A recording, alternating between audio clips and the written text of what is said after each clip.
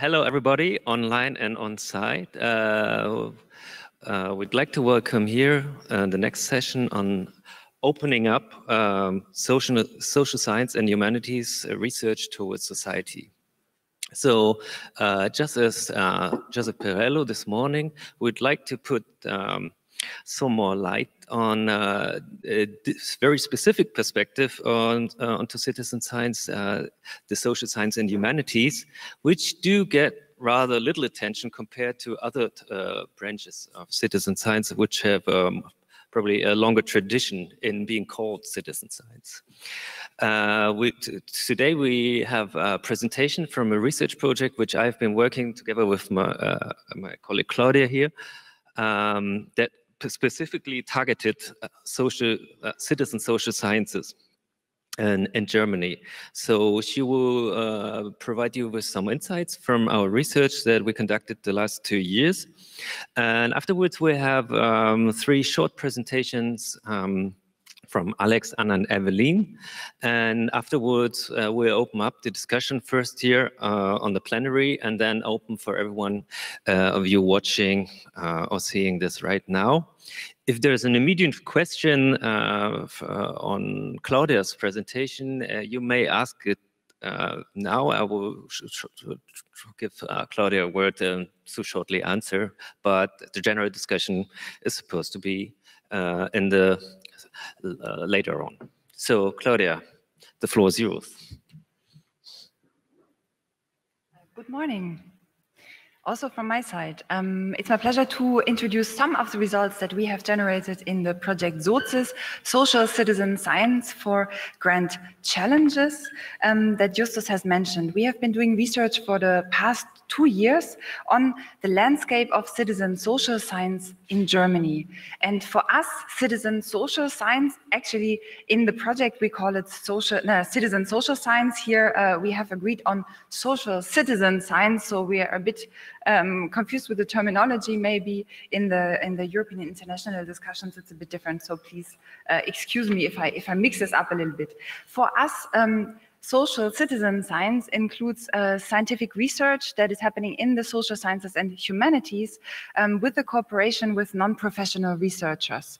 And we only call citizen social science the area where these 3 characteristics overlap. So there are others, like having a citizen science project in other disciplines that do not take a look at topics from social sciences and humanities. They would not be part of it. Or also doing citizen conferences where the focus is on policy and participation would not be part of that. Just to give you an overview of the kind of initiatives that we encountered, they were many and they were also very diverse. This is the first finding that we have. The landscape of the citizen social science in Germany is very broad, and the lines of traditions go very far back as well. We have such approaches like amateur archaeology, but then also newer kinds of activities like computational social science.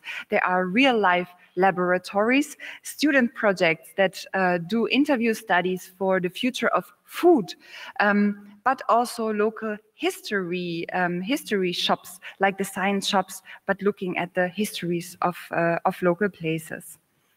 The conference and our session is also looking at the contribution of citizen social science towards the Sustainable Development Goals.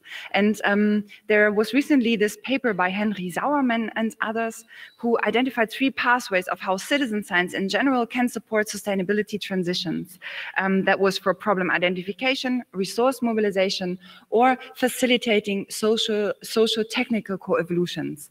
And in our research on the projects, we have found that citizen social science can contribute very much on this 3rd aspect of facilitating social-technical co-evolution, because through such projects, they generate knowledge and also engagement on those social-technical aspects that make up our cultures and our societies, and thus can facilitate sustainable development.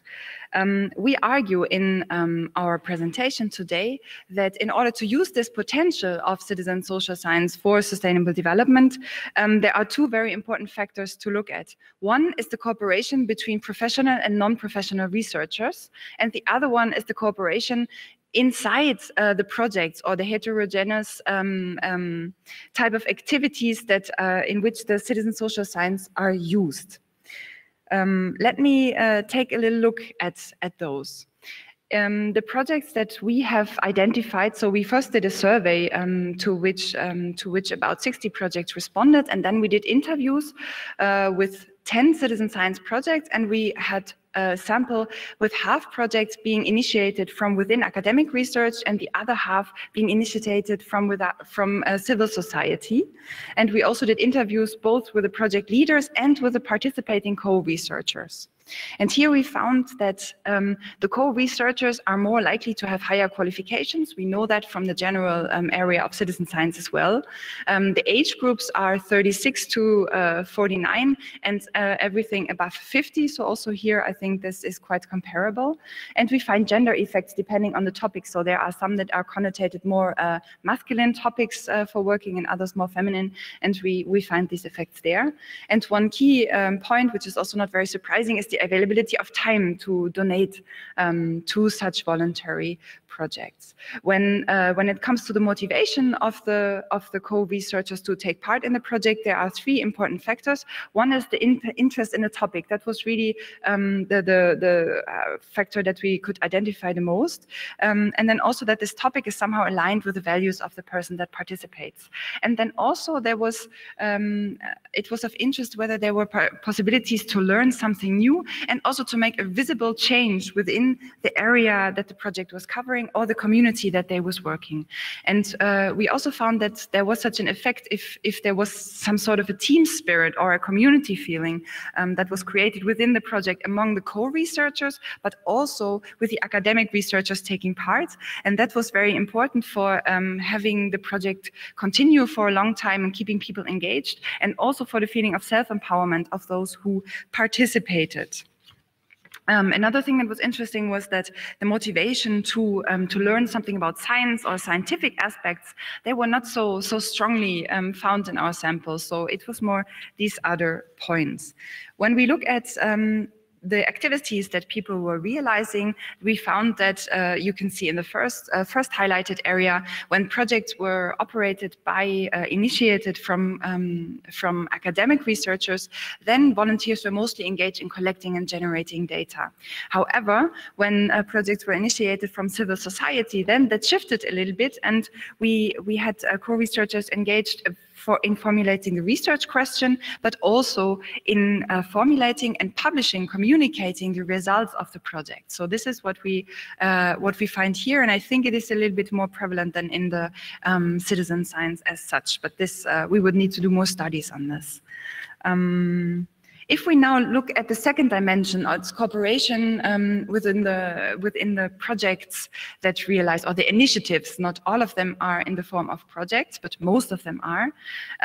We find that 2/3 of the partners that are involved are from universities or other types of research institutions. So they are really one big pillar of realizing citizen social science. But in half of the initiatives that we encountered, we had partners from civil society, from different levels of institutionalization, associations and federations, like really the old structures, but then also more loosely organized group like citizen initiatives or individuals. And we found a considerable amount of municipalities engaged. I think this is very much due to the city planning and real-life laboratories that we have there. And this was maybe something to note on the way that those projects are organized. Most of them really have a limited time span. And this raises the question, if we look at those partners here, of how those projects and project results and project structures can be integrated into the structures of these organizations in the longer run. So what capacities they have to create long-lasting change. Quality assurance is a major issue in citizen science, and especially when we look at citizen social science, many questions are raised of how these results can be objectified. So we asked for quality assurance, and we found that there is a number of procedures in place to check that, referring to the state of the art, publishing data and resources. One thing that was very common, both for academic and non-academic projects, was having external advisory committees and expert bodies in order to assure quality. And for the last 2 points that I mentioned here, we find again a slight difference between those that are initiated from within academia. They rely much more on peer-reviewed publications and the scientific possibility of using the results scientifically. And those projects that are initiated from within civil society or the public sector, they rely more on external evaluations. Here, peer-reviewed publications are not so important. So, yes. Some general points on the research practice are that citizen social science activities are still not very much recognized within the establishments of the researchers. So those who do it, it's not really helping very much their careers in the traditional sense, at least. Then co-creation activities in which the co-researchers are involved in also generating the research question are found very much more where the projects are initiated outside of scientific institutions. Usually from civil society organizations. And we found that civil society organizations were involved in a set of roles within these projects. So usually now, also yesterday in our discussions, we talked very much civil society organizations, they can be a bridge for reaching volunteers. So somehow this access point to getting people involved. However, we found that mostly they're also topic experts. And we also found that when this topic expertise is neglected in a project, this can produce conflicts in how the initiatives develop, because yeah, there's a large potential of knowledge that is not really tapped in. There's also very much a knowledge of the whole field in which the study is to be realized, and civil society organizations can have a translation function between the co-researchers, the non-professional researchers, and the scientists. The qualification of the co-researchers, there is training. Training is a very common procedure. There are many different ways to do that through technology, but also through courses. And we found that especially in the area of social sciences and humanities, where co-researchers participate very often in projects in which they are somehow implicated. So they are part of a special group, for example, people that are unemployed for a long time. And the research is about characteristics of this group, or migrants and how they integrate into the living of a certain area. And if the research is on those characteristics, then there needs not only to be knowledge on the topics and the methodologies, but also further qualifications for the co-researchers, for example, on role conflicts and how they can be solved. And this is so far not very well covered. And mostly we had qualitative studies or parts of studies that were realized, and this created sometimes trouble and was not very known, for example, in the municipalities or other public agencies that were rather looking towards having some quantitative data that can be used for planning purposes. To sum up, in order to understand success factors and failures of social citizen science initiatives, we would say that you do not have to look at the participation capacity. That means how can we get lay researchers to participate in scientific projects, but rather examine cooperation capacity of actors that are from within academia and without. And we have identified several dimensions of this cooperation capacity, just to name 3, because they will be part of the discussions that we are going to have afterwards. Are these key dimensions is expertise, organization, and structural conditions. And by that we mean, if we look at expertise, how is this important for this cooperation? We found that projects are successful if they really use this heterogeneity of knowledge and skills that all the different partners bring as a resource for the project. But obviously this takes time and this takes resources, so it's not very easily done. The same at the dimension of organization. They need to be adapted to participation, and there's a lot of work to be done there. It's not just realizing a usual science project. And when it comes to structural conditions, of course, there is a whole discussion we could have about how infrastructures need to be and can be made more accessible for the different actors that are participating. Also for municipalities, for example, we found that they usually do not have the resources of working with these projects. It's something very, very foreign still. With that, I would just like to point you to a policy paper that we have published to make these results also available in English, at least a basic summary of it. We have a much longer report in German. You can access it there. And if Nicola is hearing us somewhere on the platform, then she might also post a link to the chat so you can directly go there. Thank you very much.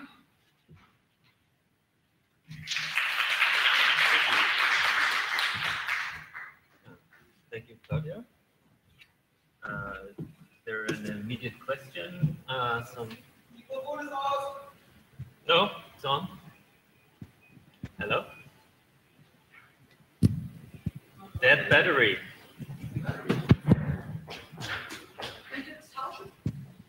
Yeah. Hello? Okay. Sorry, the battery was dead of the mic. Is there any immediate question on this presentation? Well, hello. There has only been a question about the material. You already mentioned that. There has been a question about the material. You already mentioned that, and you posted a link.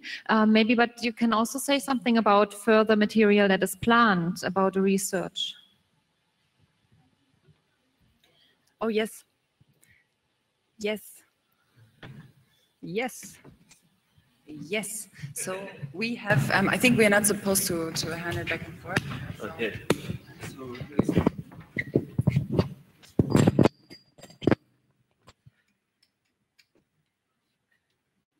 Yes, thank you. Yes, we have so far published a report of our intermediate working results, and now this is also available in English, the summary.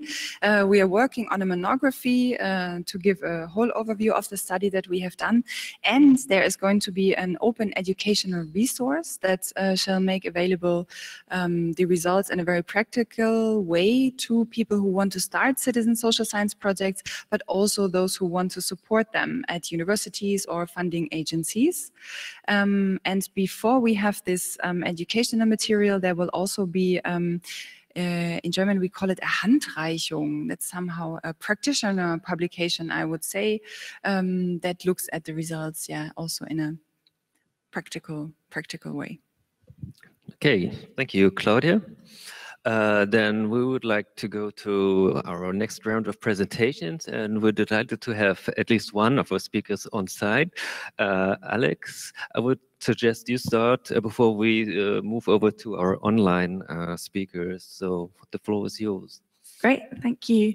I'm just going to try and share my screen through the portal. Has that worked? Great. So I'm just going to talk very briefly, introduce the project that I currently work on, which is called the Act Early Preventative Research Programme. So Act Early is a 5-year research programme. We're currently at the end of the first year. It's in the UK. It's funded by the Medical Research Council. And it aims to develop city co-laboratories in areas of high child poverty that are test beds to support the evaluation of upstream early life interventions within a whole system setting.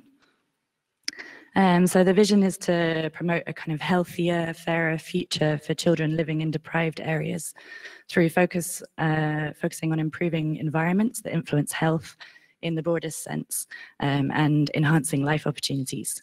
So the project is focused on 3 key areas: healthy places, healthy learning, and healthy livelihoods across 2 locations in the UK, in Bradford in the north of the UK, and in Tower Hamlets in East London.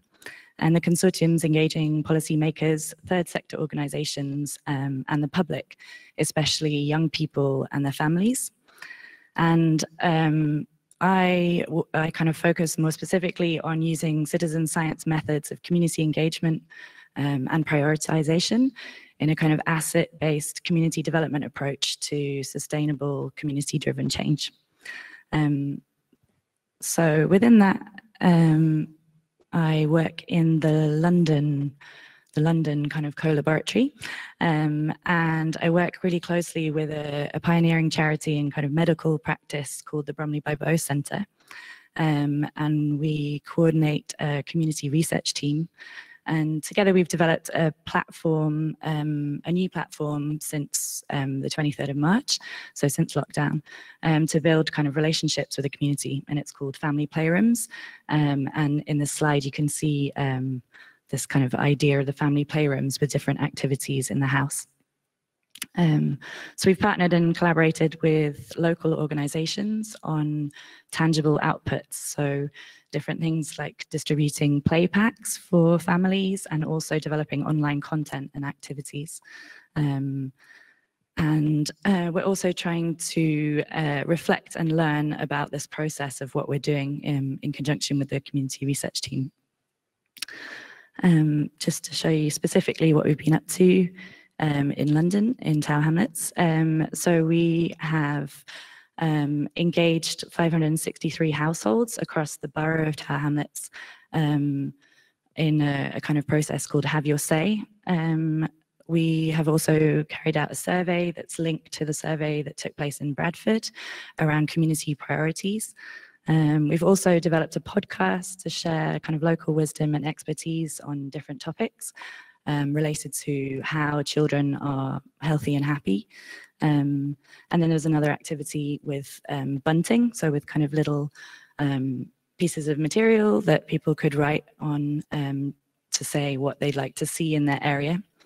And finally, we've also collaborated with a local artist to do a kind of activity called it around the theme of it takes a village to raise a child, and getting people to kind of write and draw on a model village about what they've been doing to keep their children healthy and happy. That's a really brief summary of the project, of my bit in it. But yeah, thank you, Alex, for this fascinating project. So that provides an example how to put social sciences and humanities and citizen science into practice. So we would like to continue with the next project presented by Anna. So Anna, it's your turn. Hello. Hello, everybody. Can you hear me? Yes. Nice. Thank you. So yeah, I will try to share a video with you with a brief presentation of the project that we will be discussing, which is the COACT for Mental Health project, which is part of the European project COACT, and which started this year in January and will last for the next 2 years, and which is engaging in individuals with an experience of mental health and their families and their members of their proximate social environment in the co-design of a data collection tool in the form of a chatbot, a digital conversation, to explore the role of social support informal networks in the recovery process and in an individual and collective well-being.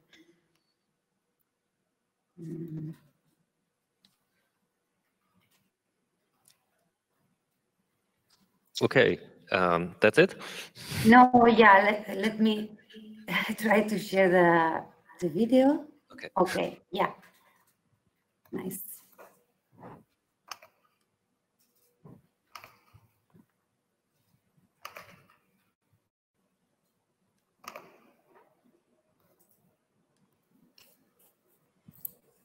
Hello? To share the video.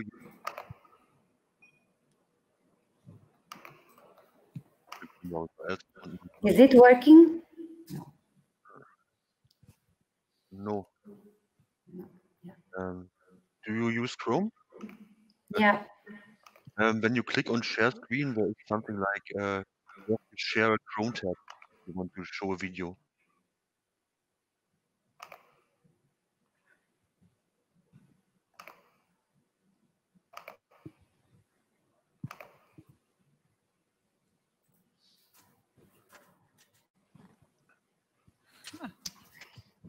Yeah, it's there. Okay.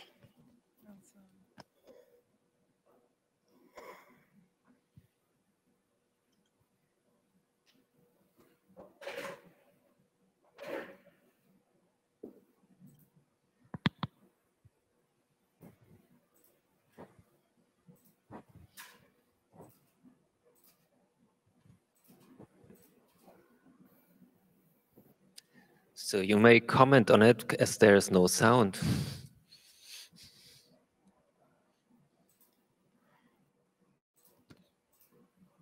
Sound will only work if you use Chrome and use Chrome tab. If you just share a screen, you will not hear anything. You have to open the window in Chrome, and if you put on your screen symbol, there's something like share Chrome tab, and then you will have sound. Else it's not possible. Exactly, we haven't talked about. Anyhow, it's dubbed, so we maybe just read.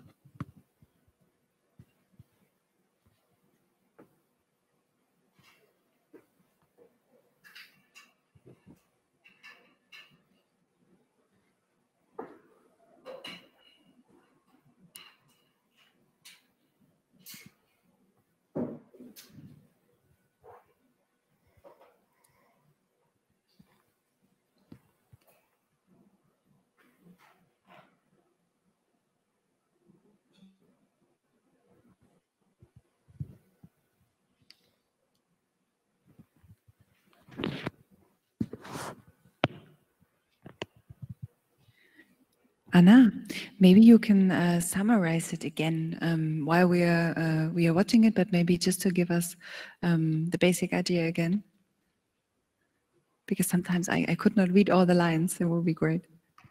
Yeah, sorry. So yeah, it's a project which is also based on this idea of cooperation, which we are talking about right now.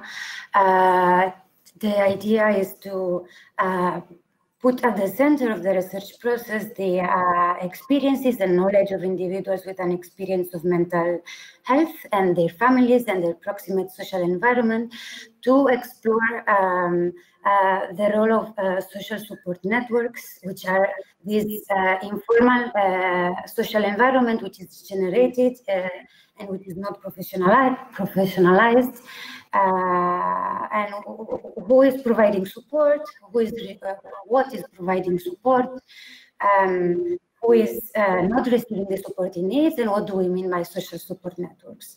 And this, we are doing it like, building on the idea of self-help and mutual support group.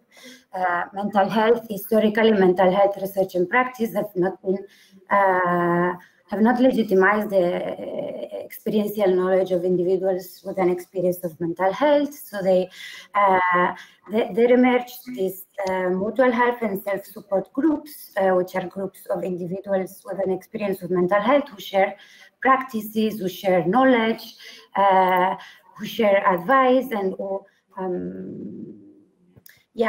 who are trying to, how do you say, to share knowledge and advice to increase their mental health and well-being.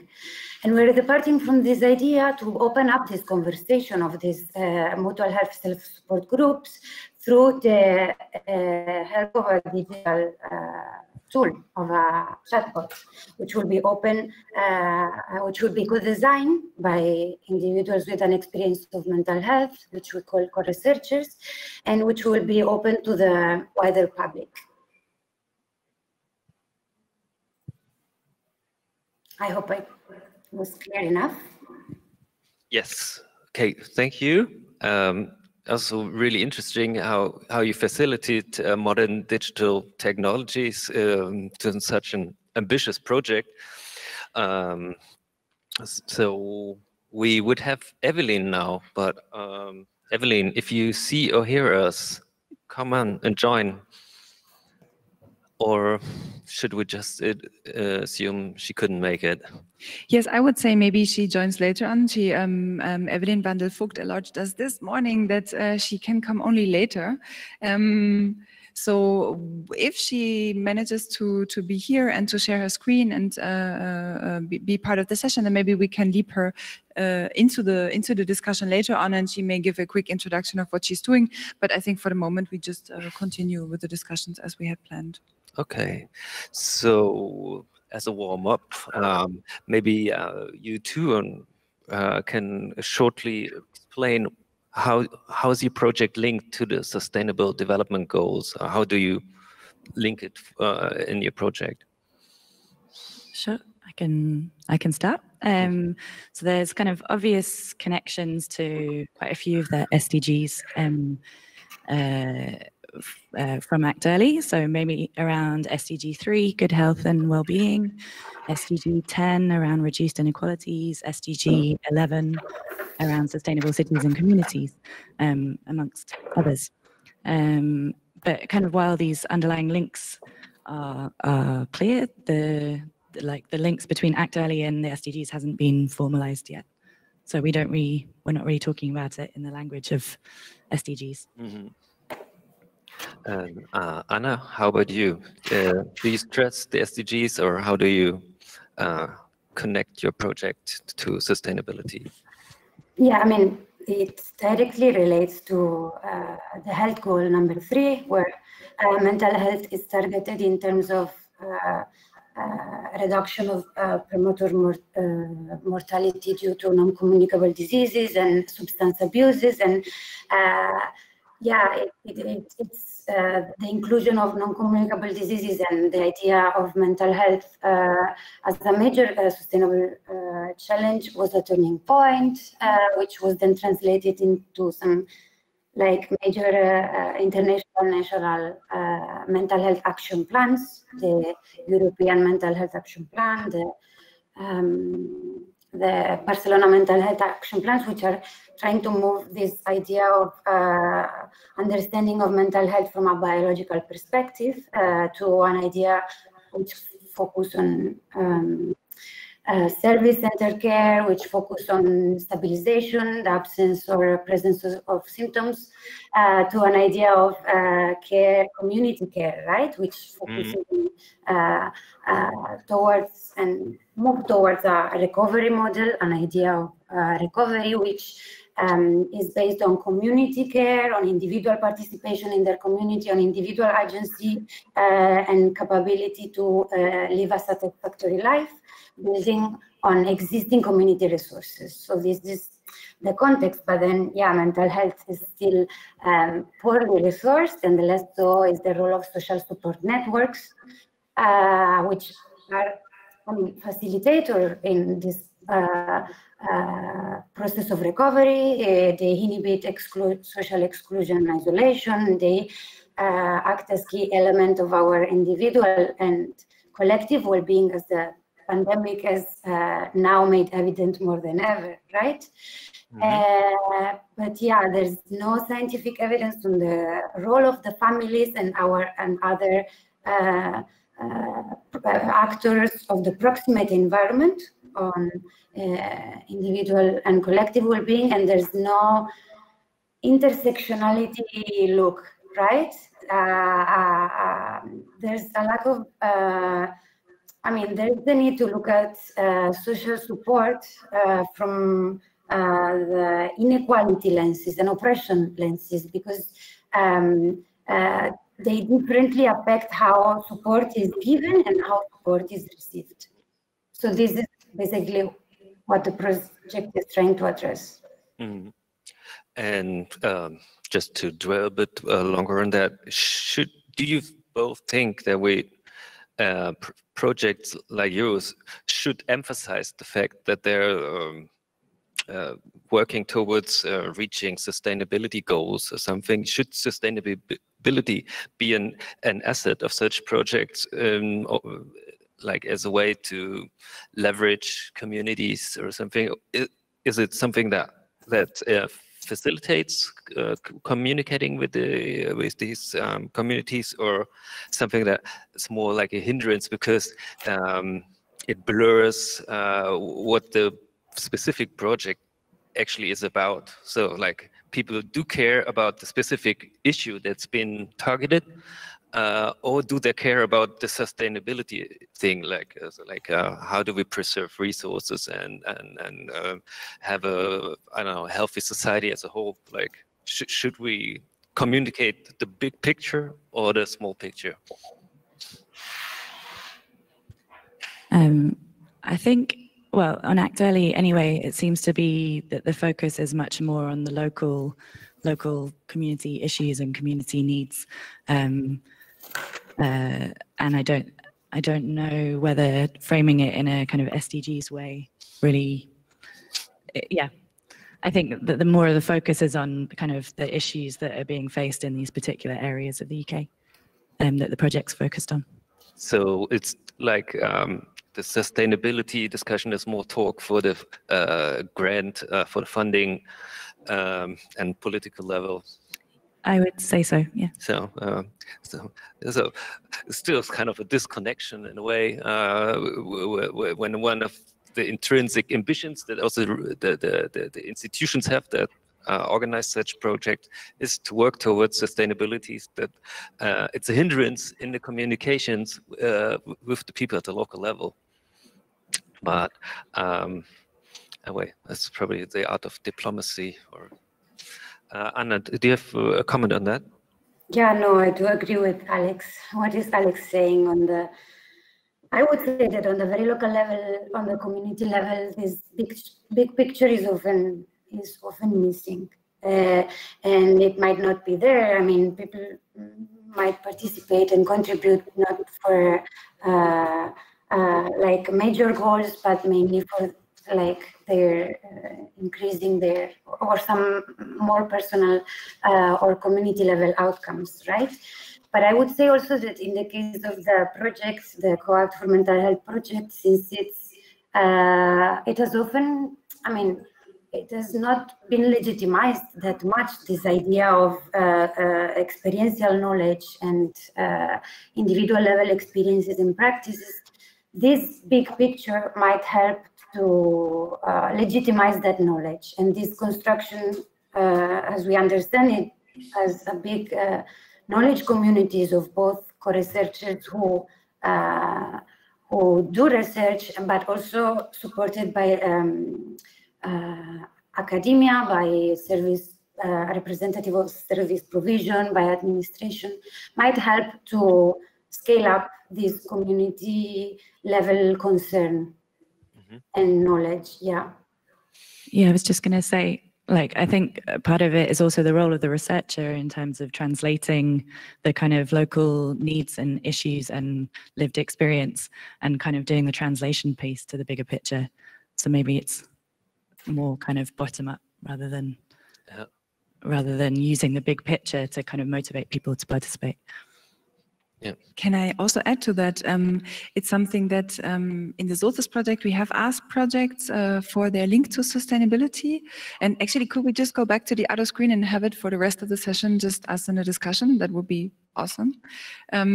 What we discussed yesterday for the evening session as well was this role of sustainability goals. And we also found that they can act somehow as a frame that also bundle somehow all of these activities, because the projects that are done are so really diverse. So it's not evident for us, for example, social citizen science is an analytical term. It's not that all of the projects that we looked at would call themselves that. However, many of them work on sustainable development issues. And so if we have a global agenda that can somehow work to show that we are pulling on the same string, so to say, that we are working in the same direction when this is necessary, and this may not be all the time and for all of the projects. But the scaling argument, I think, is also a very strong one. Yeah, one comment here was that maybe it's part of the project is to educate about SDGs rather than to come up with this top-down communication, as you said. So that sustainability is not just pros for the political actors, but something that is linked with the practical issues at hand.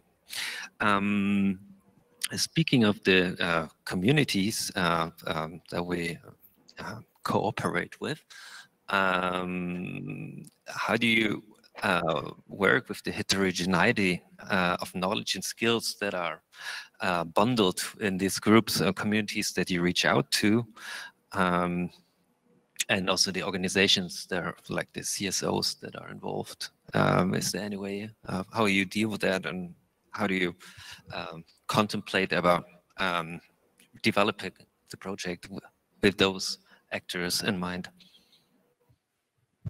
I guess kind of similar to what I said before, I'm kind of exploring the role of the researcher in this, and I kind of see us as sort of facilitators, interveners, kind of translators between the different groups. And I think that works both with kind of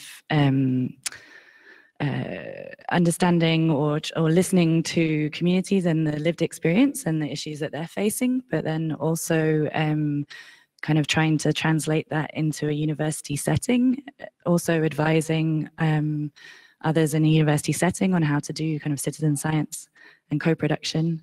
But I also find that I'm learning a lot as well from working with this kind of pioneering center on how to do community embedded research. Yeah, and then also trying to kind of feed back results to policymakers and other stakeholders. I don't know if that answers your question, but yeah, yeah. It's okay. Anna? So yeah, how we understand participation in the project is with this idea of research community, which we're building now. It's the co-researchers were ideally like the one who are defining the whole framework of the research. They are designing the content of this data collection tool. They are contributing to the interpretation of the results. But then they are not alone, no? They are like supported throughout the process by a community of more institutional or formal representatives of mental health service providers, of academia, of local administrations, who help them since the very beginning to think about how, like, the evidence that might be collected can be transformed at the end into actionable outcomes. And this is an exercise that is being doing since the very beginning. And then, yeah, sure, it's the scientists or project leaders, which in our case, it's the Open System Research Group and the Catalan Federation of Mental Health, which is a civil society organization which puts together more than 60 entities of first-person associations and relatives of individuals with an experience of mental health, which advocate for social inclusion in decision-making processes and moves towards more community care approaches.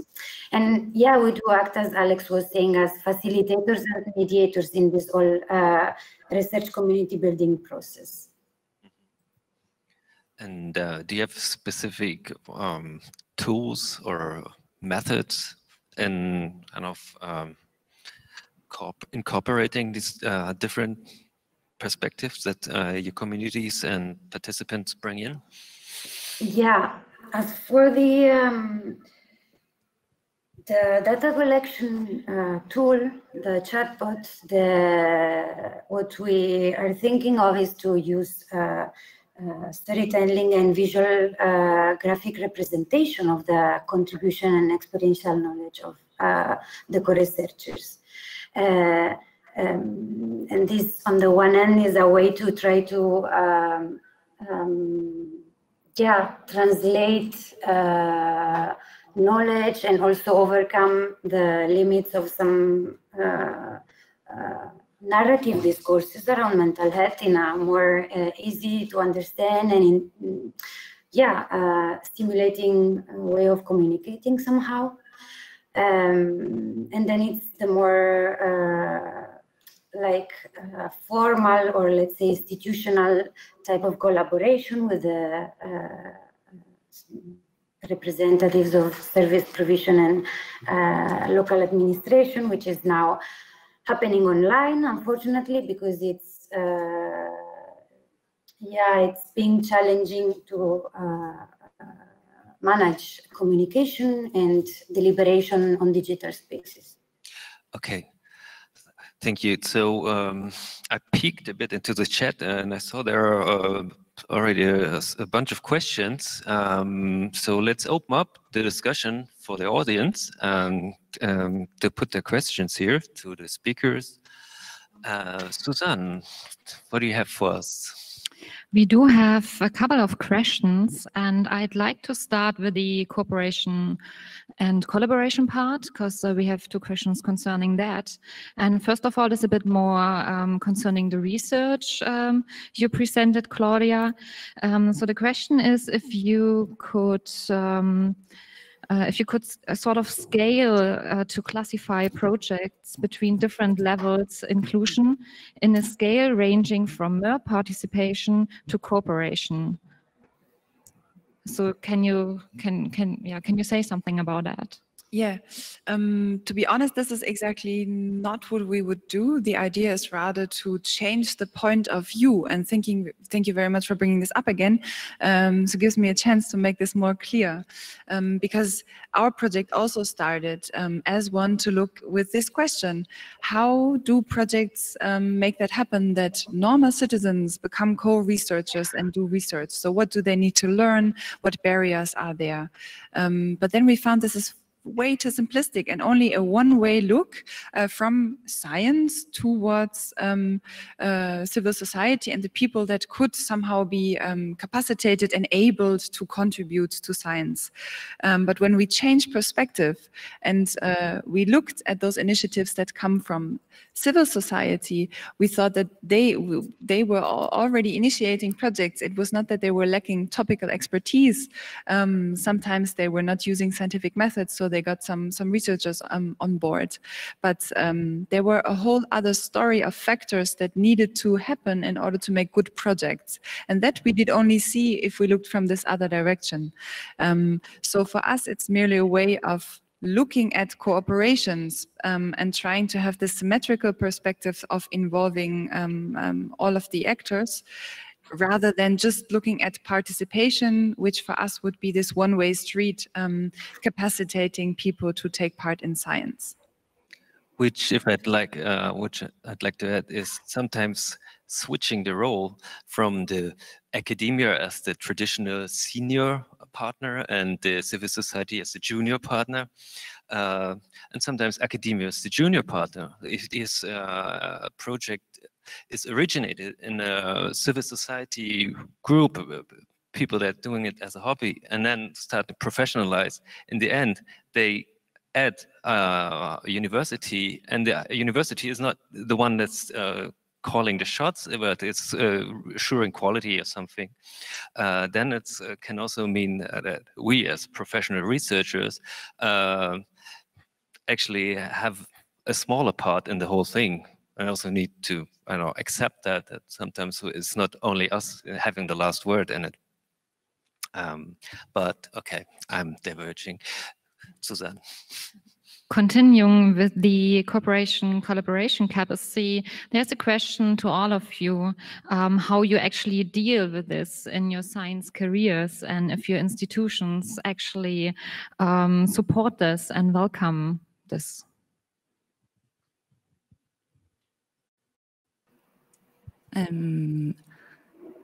I'm thinking about it. I think one of the great things about the Act Early project is that kind of co-production in citizen science was kind of designed into the project from the outset, and so that's a kind of huge advantage. But then some of the challenges is around explaining kind of what that actually means in practice, and kind of also I think because there's challenges around kind of different time frames. So a lot of this work, the collaboration, the cooperation takes a lot of time and a lot of energy.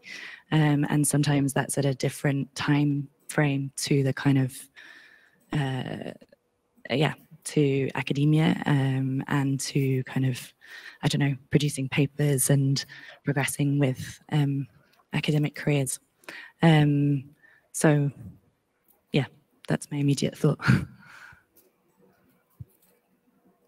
I don't know if Anna has thoughts. Yeah, I mean, I agree with you. It's challenging, and it takes time to engage and mediate and facilitate participatory citizen science project.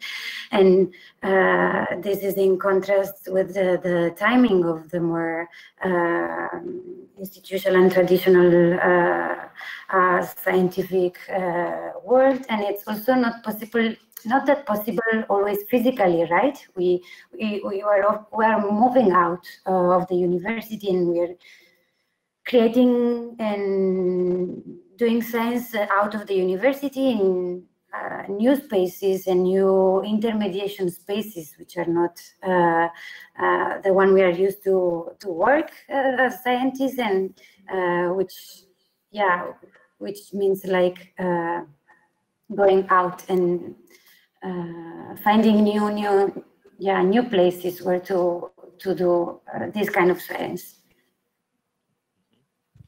I think, sorry, I was just going to add one other point was also about funding, is like it's starting to become a lot more recognized and a lot more valued in terms of doing participatory research, but still there's all kinds of challenges also in terms of eligibility and in terms of working with different organizations. So whilst the kind of overall value is being recognized practically, it's still quite challenging.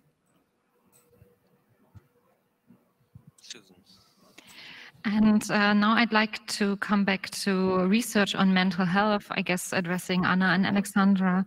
Is it important to involve healthcare providers, and do they get the value of citizen science, participatory research? What kinds of attitudes do they have towards it? I can go? Yeah, I mean,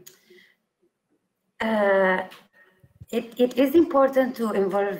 I mean, the point is that at least from our perspective of the project that we are talking about, the problem is that individuals with an experience of mental health are already self-organizing, right? And the added value of this idea of cooperation is to build a dialogue with those who have traditionally not recognized this experience. So it is important to involve also the actors that have traditionally decided what is mental health, what is knowledge about mental health and stuff. And from a very practical perspective, who is participating in this project and processes has a positive attitude towards citizen science of participation. Otherwise, they wouldn't be participating. So there's willingness to understand how this can work out differently to current approaches to user-centered innovation in mental health care, which are often denounced by first-person associations and activist groups as where participation is often more symbolic than effective or empowering. So this is the challenge. Okay, more questions? from the audience? Yes, there's one question that concerns quite a few people. And the question is, how does social citizen science differ from participatory action research or inclusive research? Claudia, this is your topic. Thank you very much. I hinted it a little bit at the very beginning that in the SOCIS project, the research that we have done there, we were interested in looking at participatory approaches to research in Germany in the field of humanities and social sciences. And therefore, we made up the analytical term of social citizen science. And in that, there can be a lot of different approaches of how people call themselves or in which journals they publish, to which topical communities they belong themselves. So participatory action research is one of such communities or methodologies, where you have a lot of people worldwide working on it, that we understand as part of citizen social science. However, I would say that this is for us, is for the purpose of analysis, to get an idea of what is out there. Now, if we come to look at more policy terms, what it means to fund certain initiatives and so on, I think it is very important to always leave that up to everybody themselves to define if they want to be seen as part of citizen social science or if they say no. In fact, at the German Sociological Association some weeks ago, they had the annual congress, and there was a discussion, and participatory health research is a very traditional field also in German sociology. I think it is in many places. And they were putting forward the point, there's a lot of action research in that field, and they were putting forward the point that we don't want to be seen as citizen science. That's really not it. Citizen science is something that those natural scientists do, and we've been doing it for decades and have a lot of methodologies. We will stick to our quality criteria, our networks, and so on.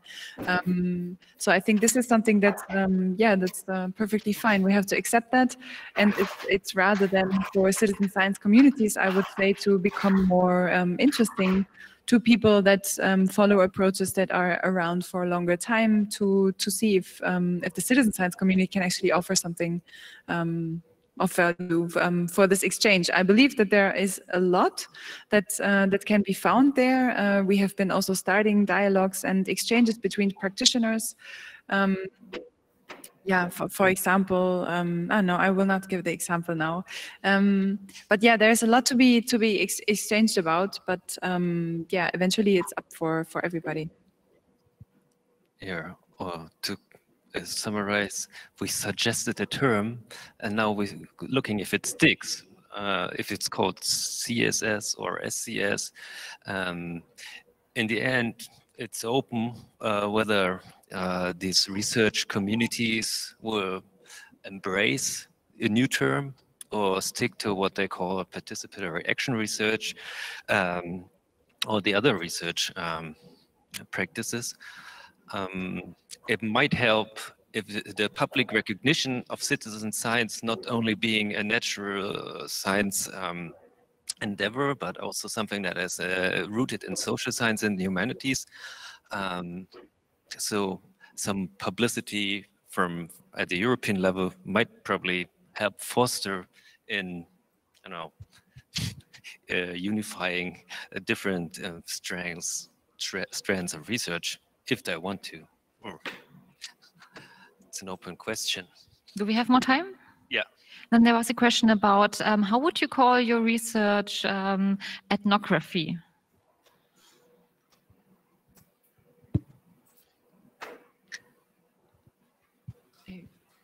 Anyone who wants to answer?